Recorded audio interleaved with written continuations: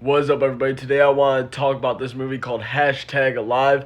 It's on Netflix, came out back in 2020. It's a thriller about a zombie apocalypse in Korea. Not only does it take place somewhere in Korea, but there's also a Korean made movie, and they do a lot of things in this movie that I liked compared to other zombie movies.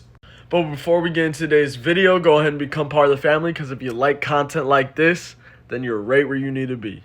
So without spoiling too much of the movie and giving you a little light summary, this is just what it's basically about. As you have the main protagonist of the movie, right in the top right here, I'm not gonna lie, I did forget his name. So we're gonna call him Steve, and basically the whole entire movie takes place within Steve's apartment. As the outside of his whole entire apartment is just crawling, and I mean crawling with zombies. And throughout the movie, we have to see this man survive, make food, make his whole entire apartment at least livable for the meantime.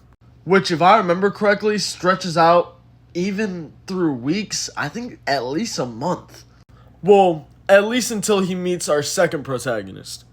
As he figures out there's another survivor just across the street in another set of apartments, they start communicating. And overall, this dynamic was really interesting to see. It was already interesting enough with, zombie apocalypse movies usually being good.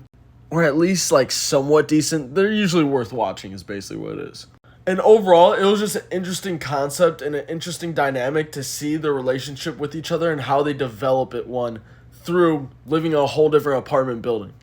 And as this relationship blossoms, I wouldn't say he necessarily fell in love with her, but he definitely became fond of her enough to want to make the trip across to come get her. So, he embarked on a journey to go save her. Now, whether they lived or died, overall, what exactly happened, I'll leave that up for you guys to go ahead and watch it. It is available on Netflix. Very good movie. I would rate it at least an 8 out of 10. However, you guys know me, and it's never just about me. If you've seen this movie before, let's hear your guys' review in the comment section. And if you end up going to watch it maybe this weekend, tell me how you liked it. And until next time, I'll see y'all.